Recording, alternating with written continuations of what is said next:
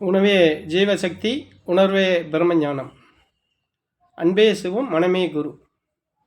ஐயா பிரம்மஸ்ரீ நித்யானந்த சாமிகள் ஆசியோடும் சித்தர்களுடைய அருளாசியோடும் உடுமலை பிரம்மஞான குழு பாடசாலை சார்பிலையும் என்னுடைய சார்பிலையும் அனைவருக்கும் ஆத்ம வணக்கம். இப்போ நான் மணிக்கணக்காக நீங்கள் உட்காந்து பாடம் பண்ண தேவையில்லை. ஒரு குறிப்பிட்ட நேரத்தில் குறிப்பிட்ட அளவு குறிப்பிட்ட அளவு நேரத்தில் உட்காந்து நீங்கள் பயிற்சி பண்ணினாலே போதும். அந்த பயிற்சி தொடர்ச்சியாக பண்ணிக்கிட்டு இருந்தாலே உங்களுக்கு என்ன கிடைக்கணுமோ, என்ன இந்த யோக பயணத்தில் அனுபவம் வரணுமோ அது உங்களுக்கு வரும். வாழ்க்கையில் ஒரு நல்ல நிலை உருவாகும். முன்னே இருந்த பிரச்சனைகளில் சிக்கி தவிச்சிக்கிட்டு இருந்த பிரச்சனைகளில் இருந்தெல்லாம் வெளியே வர்றதுக்கு வழிகள் பிறக்கும் அப்படின்னு சொல்லியிருக்கிறேன். இதில் ஒரு சிலருக்கு என்ன சந்தேகம் கேட்குறாங்கன்னா, அது எப்படி சாமி 4 மணி நேரம் 5 மணி நேரம் பண்ணணும் அப்படின்னு நீங்களே சொல்லியிருக்கிறீங்களே, இத்தனை மணி நேரம் பண்ணணும் அப்படின்னு நீங்களே கூட சொல்லியிருக்கிறீங்க, அப்படி இருக்கிற போது எப்படி சாமி இது இப்போ இப்படி சொல்கிறீங்களே என்ன அப்படின்னு? இதுக்கு என்னன்னு கேட்டிங்கன்னா, இதுதான் நான் திருப்ப அதை தான் சொல்லணும். இதை பற்றி எனக்கு என்ன நான் கற்றுக்கிட்டனோ அதன் பிரகாரம் தான் உங்களுக்கு அதை சொன்னேன், கொடுத்தேன். ஆனால் எனக்குன்னு ஒரு பிரச்சனை வரும்போது, எனக்குன்னு ஒரு சில மாற்றங்கள் எனக்குள்ளே ஏற்படும் போது ஒரு சில விஷயங்களை ஆராய வேண்டிய சூழ்நிலை வருது. ஒரு சிலர் அதை நமக்கு சுட்டி காட்டுறாங்க. இந்த இடத்துல இந்த மாதிரி இருக்குது, இந்த மாதிரி இருக்குது, இதெல்லாம் தப்பாக தெரியுது, இதெல்லாம் சரியில்லையா, இதுக்கு வேறு ஏதோ ஒன்று இருக்குது, நீங்கள் ஏன் ஆராயக்கூடாதுன்னு. அப்போ அதுக்கு முயற்சி எடுக்கிறோம். அதுக்கு தகுந்த மாதிரி ஒரு ஆசான் நமக்கு அமைகிறாங்க. அப்போ அவர் சொன்ன வழியில் அவர் கொடுக்குற டைம் வரைக்கும் நானும் அவர்கிட்ட அவர் கொடுத்த பயிற்சி பண்ணுறேன். பயிற்சி பண்ணி அதில் ஒரு அனுபவம் எனக்கு வருது. அந்த அனுபவம் எனக்கு என்னை டெஸ்டெல்லாம் பார்த்ததுக்கு பின்னாடி தான் இந்த மாதிரி ஒரு உண்மையவே என்கிட்ட சொல்கிறாரு. இந்த மாதிரி இருக்குது சாமி, ஆனால் மறைச்சிட்டாங்க. அவங்களுக்கு தெரிஞ்ச அளவுக்கு அவங்க சொல்லிப்பட்டு போயிருக்கிறாங்க.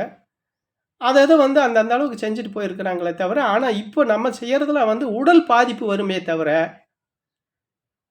எந்த விதத்தில் இது வரைக்கும் ஒருத்தரை காமிங்க உடல் தான் பாதிச்சிருக்குன்னதே நிறையா சொல்லியிருக்கிறாங்களே தவிர, ஏதாவது ஒரு சில அனுபவம் வருதுன்னு அந்த உடல் பாதிப்பு வரும்போது சொல்கிறாங்களே தவிர, மனசார யாருக்குமே நல்ல அனுபவம் கிடச்சதா ஒருத்தர் காட்டுங்க என்கிட்டன்னு அவர் கேட்குறேன்னு. அப்போ என்னால் பதில் சொல்ல முடியல. காரணம் என்னென்னா, நம்மளே இப்போ தான் ஆரம்பிச்சிருக்கிறோம். இது நெடிய பயணம். இந்த நெடிய பயணத்தில் ஒரு குறுகிய காலத்தில் ஒரு சில இதுகளை நாம் ஆதாரம் காட்ட முடியுமா?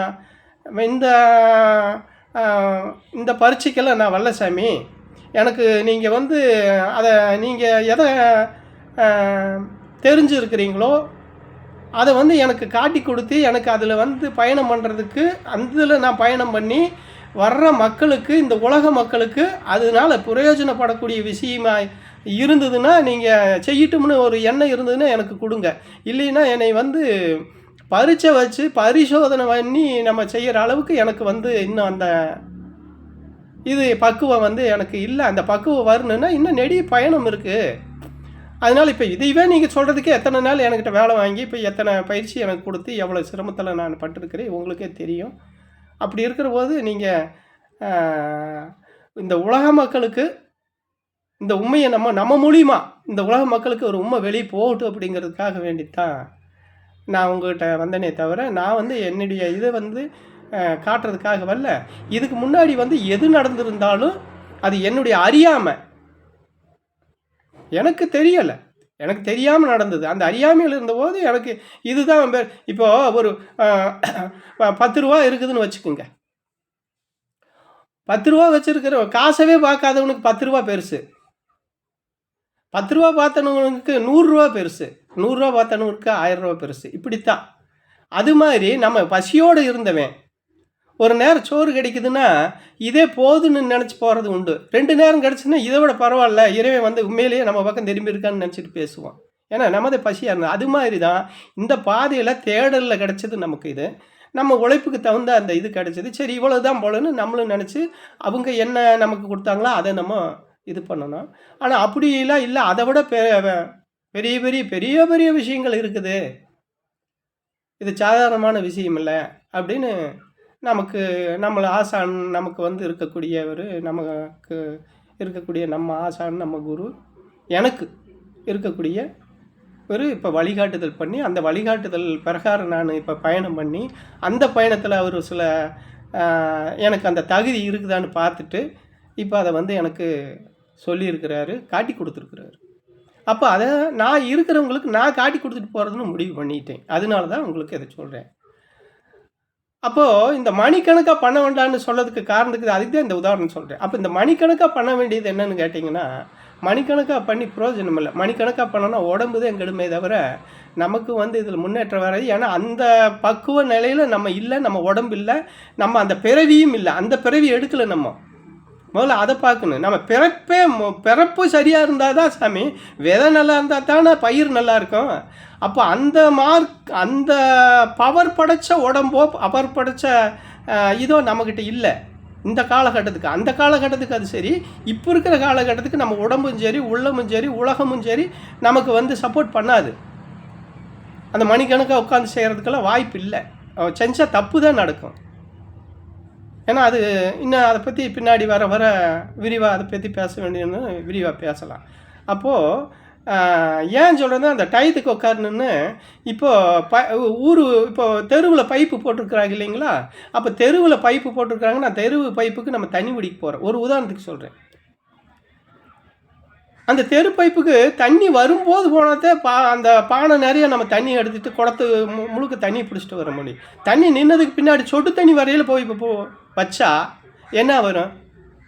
காக்குடமும் முக்காக்குடமும் இல்லைன்னா ஒரு நேரம் சும்மா கூட வரணும். அது மாதிரி தான் இந்த பிரபஞ்சம் நமக்கு நல்ல அதிர்வலைகளை கொடுக்கக்கூடிய டைம் ஒவ்வொரு நாள் தினமும் இருக்குது. அது எந்த டைம்? அதுதான் இந்த பைப்பில் தண்ணி வர்ற நேரம். அப்போ மற்றவ 4 மணி நேரம் 5 மணி நேரம் உட்காரதெல்லாம் எதுக்கு தெரியுமா? சொட்டு தண்ணி வர்றதுக்கு கொண்டு போய் பாத்திரத்தை வச்சுட்டு அது கூட உட்காந்துருக்கிற மாதிரி தான் அது. அது நிறைஞ்சாலும் நிறையலாம், நிறையாமையும் போகலாம். ஏன் நமக்கு நம்ம தான் தண்ணி பிடிக்கிறது நாய் போட்டேன் காத்துட்டு இருக்கணும். அந்த பைப்பில் எந்த நேரம் தண்ணி வருதுன்னு பார்த்துக்கிட்டு இருந்து அந்த நேரத்தில் போய் வச்சு டப்புன்னு பிடிச்சிட்டு வந்துட்டு நம்ம வேலைக்கு போயிடணும். உங்களுக்கு புரிஞ்சிருக்கும்னு நினைக்கிறேன். இன்னும் இதை பற்றி விரிவாக உங்களுக்கு அடுத்த வீடியோவில் சொல்கிறேன். அனைவருக்கும் ஆத்ம வணக்கம்.